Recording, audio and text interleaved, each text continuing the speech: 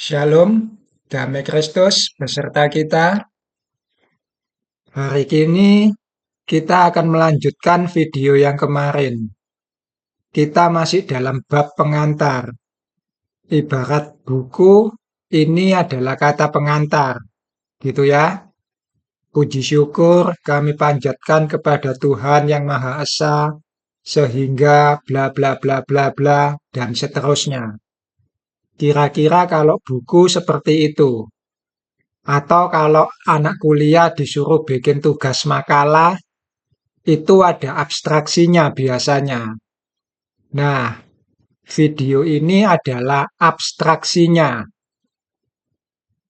Baik, saudara, kemarin kita bicara sedikit tentang filsafat. Kalimat-kalimat yang berbau filsafat. Ada adalah tidak ada adalah ada. Eyeh, esyir eyeh. Samakah yang tanpa awal dengan yang awal? Yang satunya tanpa awal, yang lain adalah awal itu sendiri. Sekarang kita akan melihat apa itu bahasa. Kita akan langsung saja dengan membuka kitab suci. Kita buka kitab Kejadian 1 ayat 1. Pada mulanya Allah menciptakan langit dan bumi. Sudah, sampai di sana saja. Sekarang mari kita lihat PowerPoint.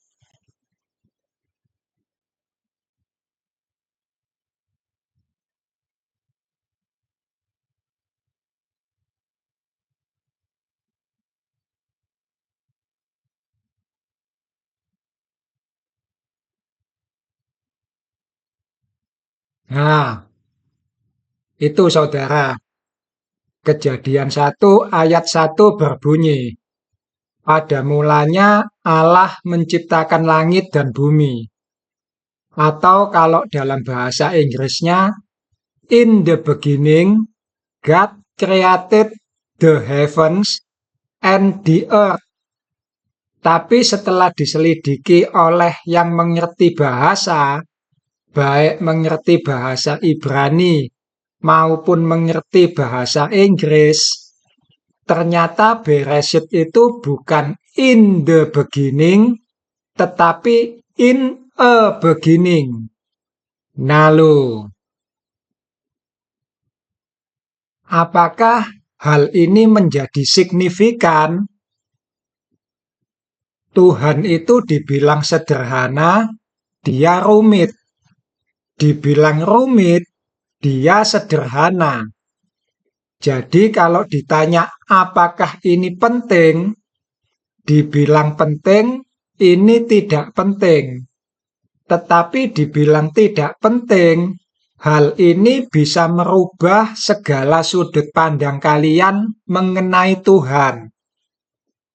Jadi silahkan kalian jawab sendiri. Apakah hal ini penting atau tidak penting?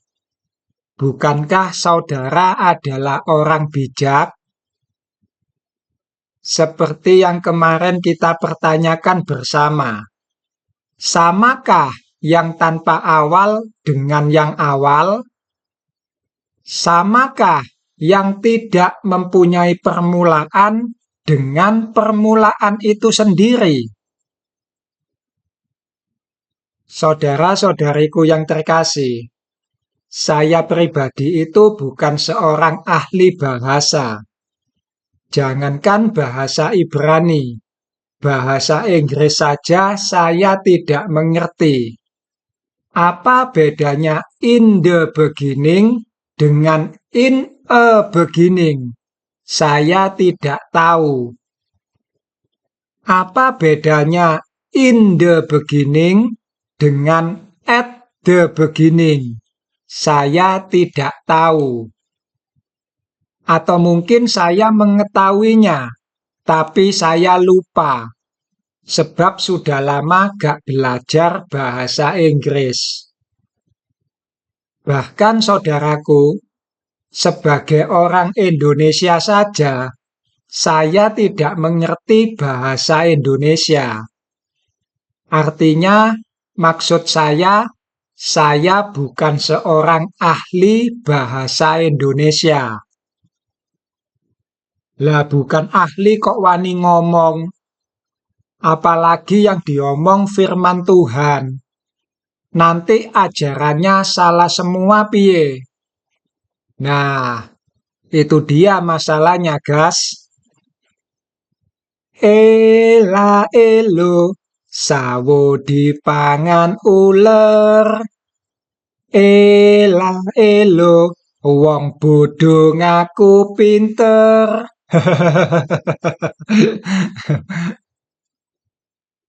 Pitik cilik mlebu omah mabur-mabur. Omah gedhe pinggir tegalan. Isih cilik gampang diatur. Barang gede ugal-ugalan. Saudara-saudariku yang terkasih, saya itu berani bicara semata-mata hanya karena Tuhan yang membuka mulut saya. Tanpa Tuhan di dalam diri saya tidak bisa bersuara. Saya orang bisu. Tanpa Tuhan, saya itu hanya huruf konsonan tanpa vokal.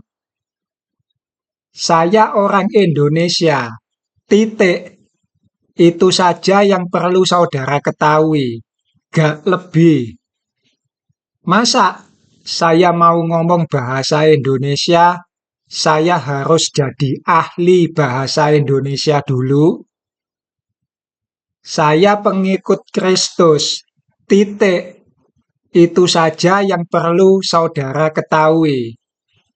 Dan saya mau bicara tentang Tuhan yang saya imani. Masa saya harus jadi seorang uskup terlebih dahulu? Seorang paus mempunyai wewenang memberi mandat kepada siapa saja yang dia sukai hatinya, supaya orang-orang tersebut mengajarkan ajaran Tritunggal. Ya silahkan saja. Itu memang wewenang seorang paus.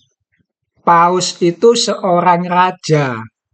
Dia berkuasa di dunia ini atas semua orang-orang penyembah Tritunggal. Dan yang memberi saya kuasa untuk bicara bukan paus, tetapi Yesus. Itu sebabnya saya tidak berkata-kata tentang Tritunggal, tapi saya berkata-kata tentang Tuhan yang Esa. Saya bicara tentang Tuhan yang tanpa permulaan dan yang tanpa akhir. Dari mana saya bisa mengenal Bapa? Dari anaknya yang tunggal. Allah saya memang beranak. Allah saya berbeda dengan Allah Tritunggal. Allah Tritunggal tidak beranak, sama dengan Allahnya umat Islam. Karena tidak beranak, maka mereka tidak mengakui Yesus sebagai anak Allah. Siapa tidak mengakui anak, dia tidak memiliki bapa. Apa bisa dimengerti maksud saya? Anak Allah itu bukan metafora. Kalau anak Allah itu metafora, maka bapakmu juga hanyalah sebuah ilusi. Bapakmu juga tidak nyata. Bisa dipahami, saudara? Baik, mari kita lanjutkan. Saudara tahu ya, huruf Ibrani itu dikatakan konsonan semua. Nikut itu diberikan belakangan. Tujuannya supaya bisa dibaca oleh orang awam yang mau belajar bahasa Ibrani. Kurang lebihnya seperti itu kira-kira. Mari kita lihat slide selanjutnya.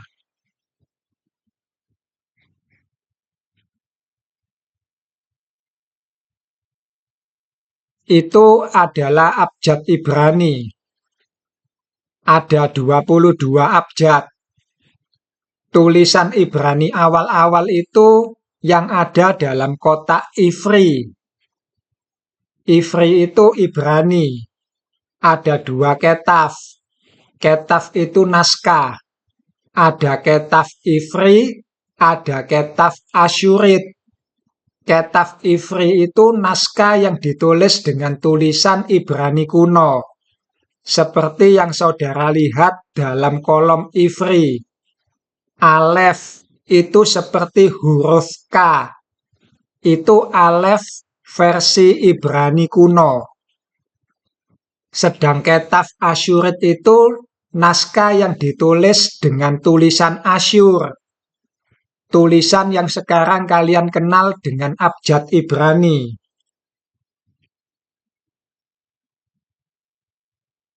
Kejadian 1 ayat 1 ini. Bereshit bara Elohim et has samayim we et haares. Jangan lupa, bahasa Ibrani itu bacanya dari kanan ke kiri. Tulisan yang kalian lihat itu sudah tulisan Asyur. Mungkin ada yang bertanya, terus kitab Taurat itu dulu ditulis pakai abjad yang mana? Saya pribadi tidak tahu dan tidak mau tahu. Kalian bisa tanya pada ahli sejarah. Atau mungkin yang lebih baik lagi kalau kalian mencari Yesus saja. Lalu kalian bisa tanya sendiri pada Yesus. Sebab Yesus itu hidup. Saya pribadi tidak akan berkutat di sana. Sebab saya tidak tertarik untuk mengetahui hal tersebut. Rabi-rabi Yahudi sendiri masih saling berbeda pendapat mengenai hal ini. Jadi kalau kalian benar-benar ingin mengetahui, lebih baik kalian cari Yesus. Kalau sudah ketemu, kalian bisa memberitahu para rabi-rabi Yahudi. Mana ketaf yang pertama kali diberikan pada Musa. Kalian bahkan bisa mengetahui rentetan kronologinya secara detail.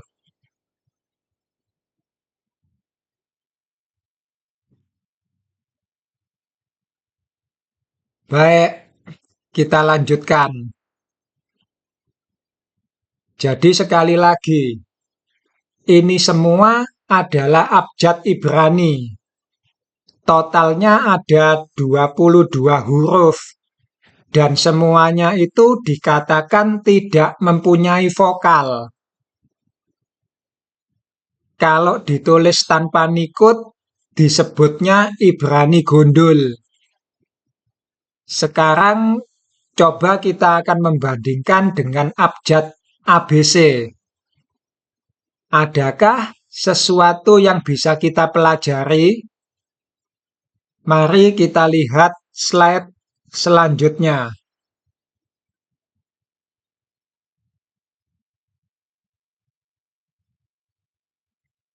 Nah, itu adalah abjad ABC, alfabet. Kita hanya memiliki 21 abjad konsonan plus 5 abjad vokal, A, E, I, O, U. Kalau digabungkan semua, total jadi 26 huruf. Sekarang mari kita lihat apakah yang dinamakan huruf konsonan itu benar-benar huruf mati? Saya mau bertanya, bagaimana kalian mengeja kata babi? B-A-B-A, B-I-B, babi. Betul ya? Sekarang bagaimana kalian mengeja huruf B itu sendiri? B-E-B, B. Betul? Untuk lebih jelasnya, mari kita lihat slide selanjutnya. Nah, itu yang saya maksudkan. Semua itu adalah huruf konsonan. Tetapi kalau dieja, semuanya tidak ada yang mati. B-E-B, C-E-C, D-E-D, semuanya tidak ada yang mati. H-A-H, K-A-K, K-I-K. Secara aneh, semuanya mengandung huruf vokal. Dan secara aneh pula, tidak ada vokal O dan vokal U. Yang paling banyak adalah vokal E. Vokal A hanya 2 dan vokal I hanya 1. Kalian bisa melihat ya keanehan yang saya maksud. Jadi apa benar yang namanya konsonan itu huruf mati? Lalu bagaimana dengan vokal O dan U yang tidak pernah dipasangkan dengan huruf konsonan manapun? Apa yang saya pelajari dari ini semua? Manusia yang katanya makhluk hidup paling pinter, ternyata pengetahuannya hanya sebatas 26 huruf saja. Masih jauh dari kata pinter. Pengetahuan yang didapat dari pohon pengetahuan ternyata hanya sauprit. Pengetahuannya masih kurang banyak. Mainnya kurang jauh. Mosok manusia yang katanya kompleks, yang katanya proses berkembang biaknya lebih rumit daripada amoeba, lebih jelimet daripada protozoa, ternyata hanya memiliki 26 huruf saja. Saya rasa hal itu masih ada yang kurang. Kurangnya gak sedikit, tapi banyak. Sekarang perhatikan, bagaimana jika seandainya saya membuat huruf-huruf baru? Dalam abjad alfabet, kita hanya memiliki huruf B. Betul? Saya akan membuat huruf ba, huruf bi, huruf bo, dan huruf bu. Lalu kita akan melihat bagaimana hasilnya. Mari kita masuk slide selanjutnya.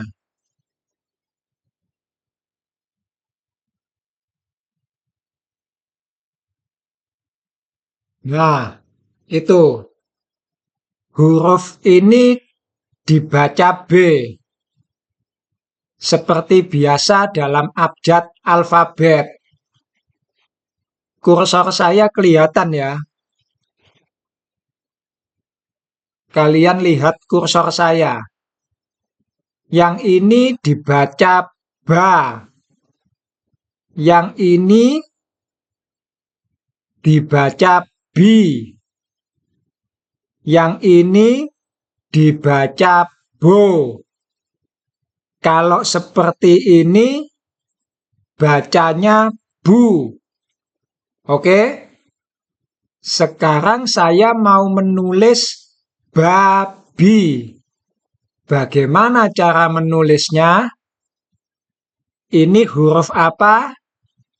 Ba. Tulis di sini. Ini huruf apa? B. Taruh di sini.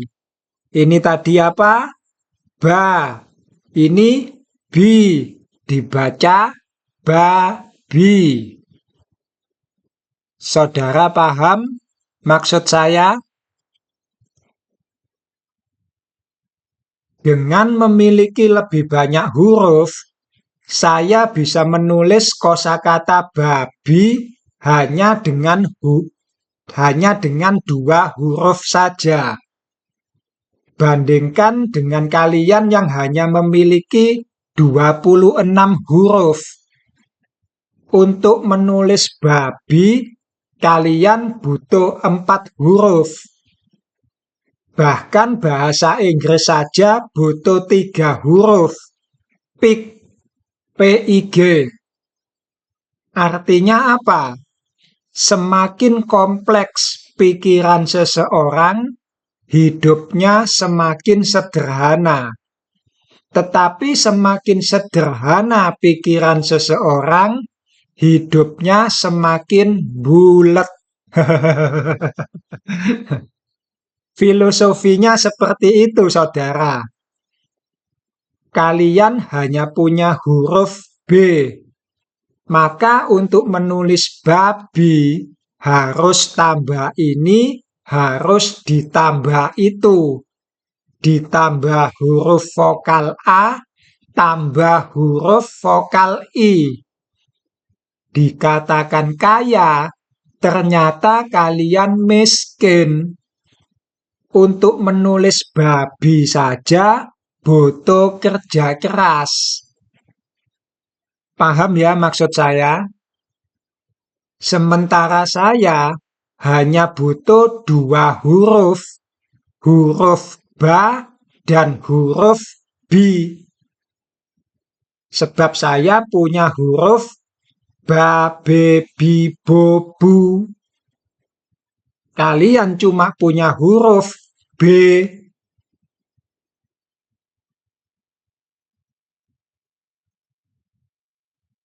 Saudara bisa bayangkan, kalau setiap konsonan ini saya punya hurufnya masing-masing.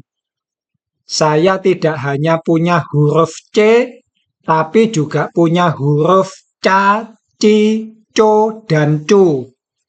Saya punya huruf da, di, do, dan du. Itu masih 2 huruf, saya jadikan 1. Bagaimana kalau kemudian saya juga punya 3 huruf yang saya jadikan 1? 4 huruf yang saya jadikan 1. 5 huruf yang saya jadikan 1. Betapa kaya dan betapa kompleksnya pikiran saya. Oleh sebab itu, tadi saya katakan, manusia yang katanya pinter, ternyata masih miskin ilmu. O dan U saja kita belum punya. Melarat sekali. Pengetahuan yang diberikan oleh pohon pengetahuan masih tertinggal jauh dari pengetahuan yang diberikan oleh Tuhan sendiri. Betapa kayanya pikiran Tuhan. Oleh sebab itu, saudara, carilah Tuhan sungguh-sungguh.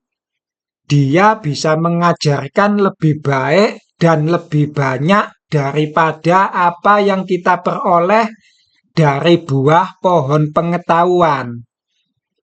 Carilah Yesus. Yesus itu hidup.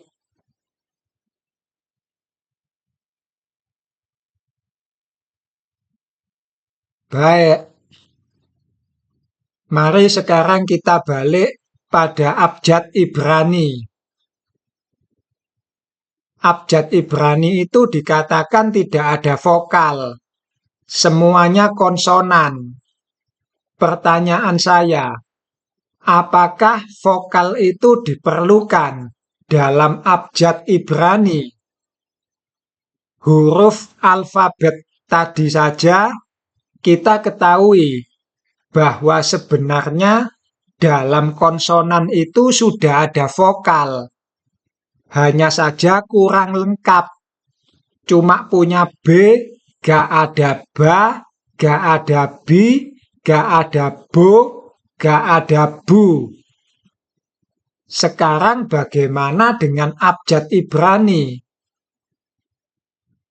Abjad Ibrani katanya hanya bisa dibaca kalau ada nikutnya. Saya mau bertanya, nikut itu apa? Apakah nikut itu adalah pengganti A, E, I, O, U? Nikut itu bukan huruf vokal. Jadi boleh gak kalau nikut itu saya sebut tanda baca? Kalau kita tanda baca itu ada koma, titik, tanda seru, tanda tanya, tanda petik. Boleh gak kalau nikut itu saya samakan dengan tanda baca? Kalau yang saya pelajari secara otodidak, sebenarnya bahasa Ibrani itu memang tidak butuh nikut. Kenapa? Karena mau dibaca apa saja, artinya sama. Maksud saya adalah arti dalam pengertian makna. Kalau arti dalam pengertian mengalih bahasakan, mungkin memang beda. Dan kita memang butuh nikut. Tapi kalau dalam arti pengertian makna, menurut saya semuanya sama.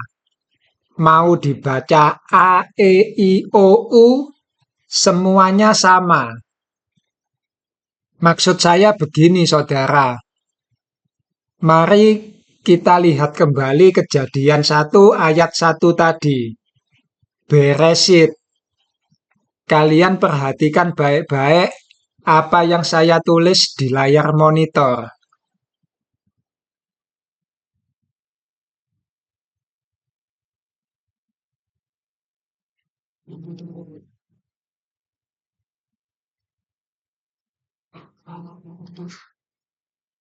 Beresit itu berasal dari kata resit.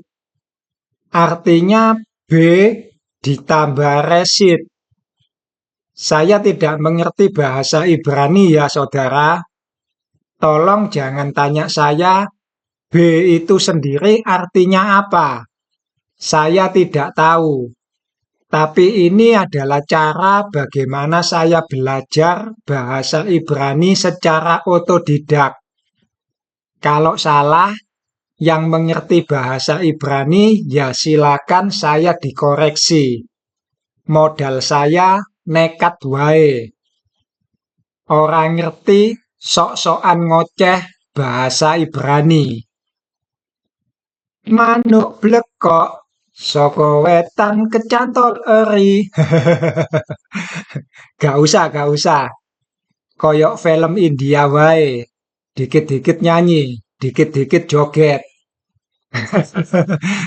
Mau berantem, joget dhisik. Kita lanjut lagi saja. Jadi sekali lagi, beresit itu berasal dari kata resit, yang artinya bisa kalian baca sendiri di layar monitor. Buah sulung juga memakai kosakata resit. Dan resit itu sendiri sebenarnya berasal dari res ditambah it. It-nya itu apa? Saya tidak tahu. Tetapi maksud saya itu begini. Res itu memiliki arti yang sama dengan ros. Artinya ros itu apa? Silahkan kalian baca sendiri di layar monitor. Secara makna, res dan ros itu sama. Tetapi kalau dibaca secara harafiah, memang beda. Res itu artinya yang mula-mula. Sedang ros artinya kepala. Permulaan dengan kepala jelas beda. Tapi kalau kita mau mencari dan mendalami maknanya, kepala dengan yang mula-mula itu sama. Ekor dengan yang terakhir itu sama. Paham ya maksud saya? Vokal itu kan A, E, I, O, U. Sebentar, kita lihat slide selanjutnya saja.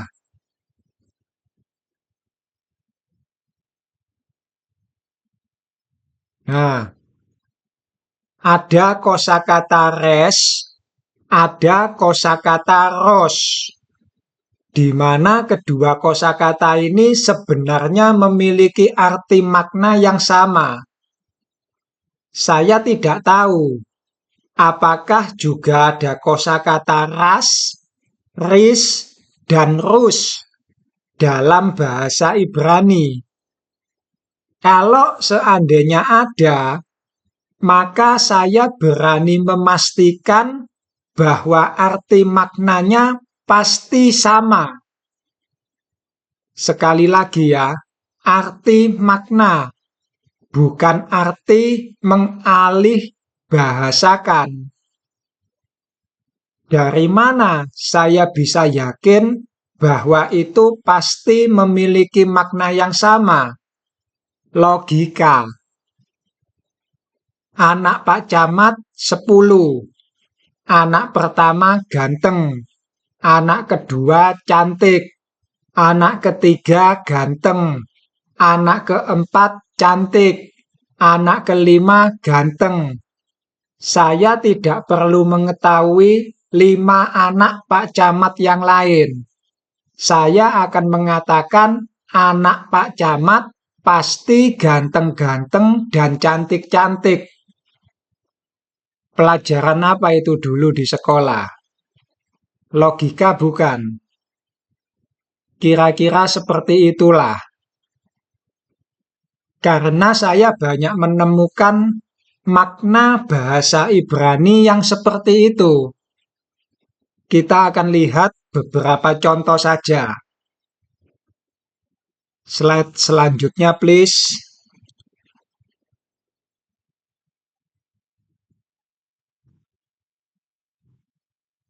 Oke, Elohim. Elohim itu bentuk jamak.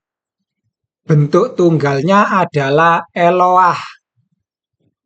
Kalau boleh saya katakan, Elohim itu dari kata Eloh yang mendapat imbuhan im. Sekali lagi sorry kalau saya katakan im itu sebagai imbuhan. Semua yang ada imbuhan im artinya jamak. Nanti im juga akan kita pakai sebagai contoh. Am, im, dan em. Itu yang saya tahu. Dan saya tidak tahu. Kita ke Elohim dulu. Kalau kita potong menjadi Eloh, kalian pasti tidak asing dengan beberapa kosakata penggantinya. Seperti misalnya Allah, Allah, ilah. Betul tidak? Dan arti makna dari itu semua adalah sama. Begitu juga seandainya ada kosakata eleh, ulih, atau oleh, dan lain sebagainya itu. Paham ya?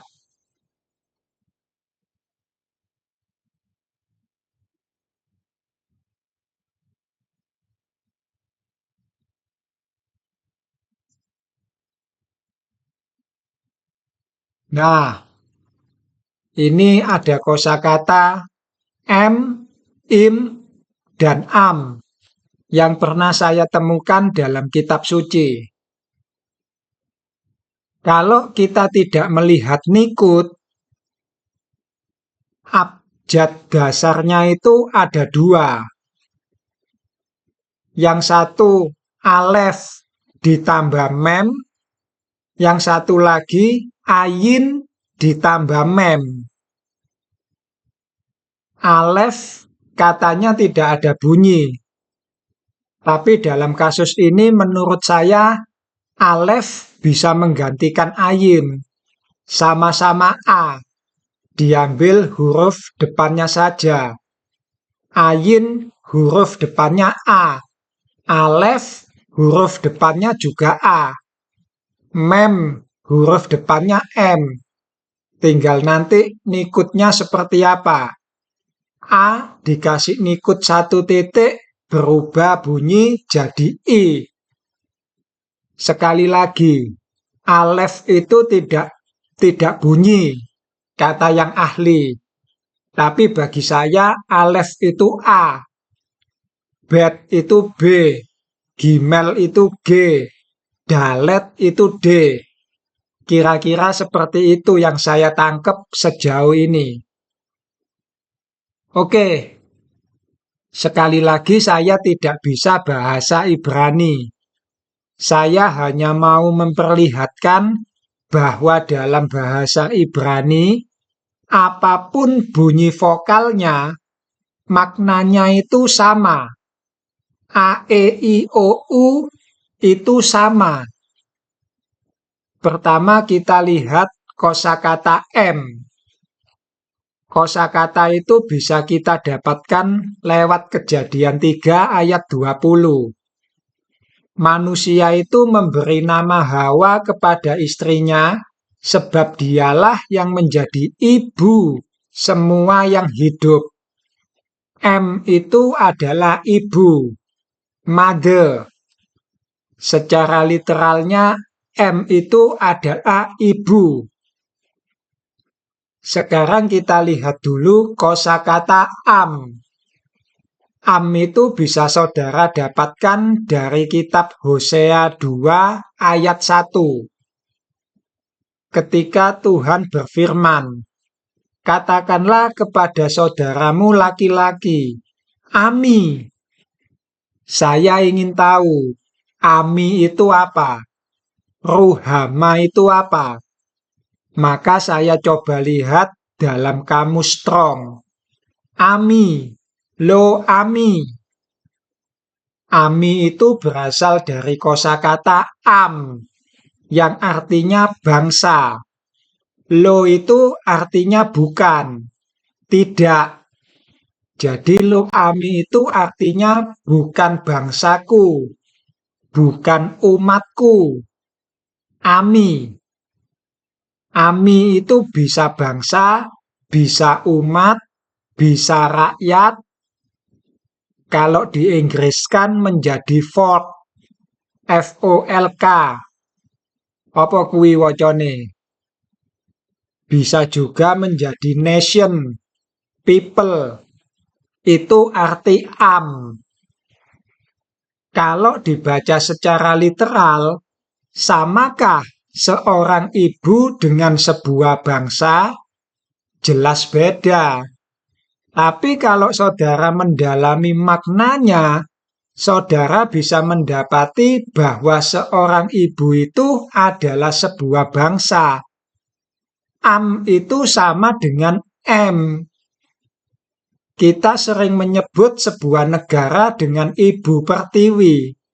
Kenapa tidak Bapak Pertiwi? Bangsa itu sendiri apa? Bukankah kumpulan banyak orang? Dari mana orang banyak ini lahir? Dari seorang ibu. Seorang ibu melahirkan banyak anak. Anak-anak itulah yang akan melahirkan sebuah bangsa.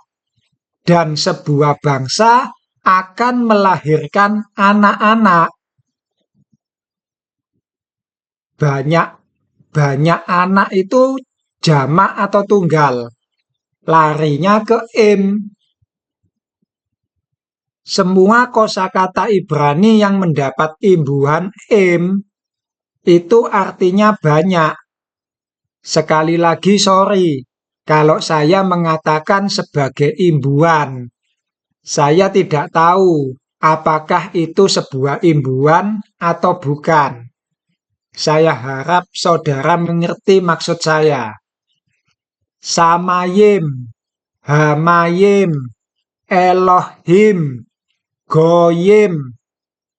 Semuanya saya katakan mendapat imbuhan im. Goyim itu artinya banyak bangsa. Kalau hanya satu bangsa, itu goe. Goe itu sama seperti artinya juga bangsa. Apa bedanya goe dengan Saya tidak tahu. Kalian tanya sama yang lebih ahli saja. Mungkin sama seperti bahasa Indonesia, manusia dengan orang. Apa beda manusia dengan orang? Beda tulisannya tok. Mungkin loh ya, karena bahasa kita itu tidak begitu kompleks. Gak ada kan? Kalau kalau pagi kita menggunakan manusia, kalau malam kita menggunakan orang. Bahasa kita kurang kompleks. Jadi goy sama mungkin sama seperti mati, meninggal, wafat, gugur dalam bahasa Indonesia. Yang penting maknanya sama. Roh orang tersebut keluar dari raganya. Itu arti mati, meninggal, wafat, ataupun gugur. Goyim ini sendiri rancu dalam pengertian jamaknya. Maksud saya begini, goyim itu seharusnya dipakai untuk menyatakan banyak bangsa yang betul-betul ada banyak bangsa. Misalnya, dalam pertemuan itu dihadiri oleh bangsa Indonesia, bangsa Amerika, bangsa Jepang, dan bangsa Belanda. Ada 4 bangsa, dan kita bisa memakai kosakata goyim ini. Pertanyaan saya, bisakah kalau hanya satu bangsa yang hadir, tapi tetap kita memakai kosakata goyim? Misalnya, pertemuan itu hanya dihadiri oleh bangsa Indonesia saja. Apakah ada bangsa lain yang datang? Tidak ada. Bolehkah kita memakai goyim Indonesia? Kenapa saya pertanyakan ini? Karena sebuah bangsa itu sendiri sudah punya pengertian jamak. Bukankah yang dinamakan bangsa itu adalah kumpulan orang banyak? Jadi bisakah kita memakai goyim Indonesia? Menurut saya bisa. Saya tidak tahu bagaimana menurut ahli bahasa Ibrani. Tapi kalau menurut saya bisa. Hanya saja cara membacanya harus seperti cara membaca samayim atau hamayim. Air itu jamak atau tunggal? Air itu dikatakan jamak, dia tunggal. Dikatakan tunggal, dia jamak, ciri Tuhan. Goyim yang hanya terdiri satu bangsa, kita masih bisa membacanya sebagai jamak dengan cara memperlakukannya seperti membaca air. Air 1 gayung saya bagi ke dalam 10 gelas. Airnya ada 10 atau gelasnya yang ada 10? Saya katakan gelasnya yang ada 10. Airnya ada berapa? 1. Berarti air itu tunggal. Tidak, air itu jamak. Ini balik lagi ke filsafat. Tapi saya yakin saudara mengerti maksud saya. Oke, im itu sendiri apa? Im itu kalau dalam bahasa Inggris with, dengan. Budi pergi dengan Wati. Hasan pergi bersama Iwan. With sudah punya arti lebih dari satu. Im, am, kalau didalami maknanya sungguh-sungguh, mereka bertiga ini memiliki makna yang sama. Jadi bahasa Ibrani itu memang tidak dibutuhkan huruf vokal. Mau nanti dibaca am, em, im, ujung-ujungnya ketemu pada satu arti yang sangat mind-blowing.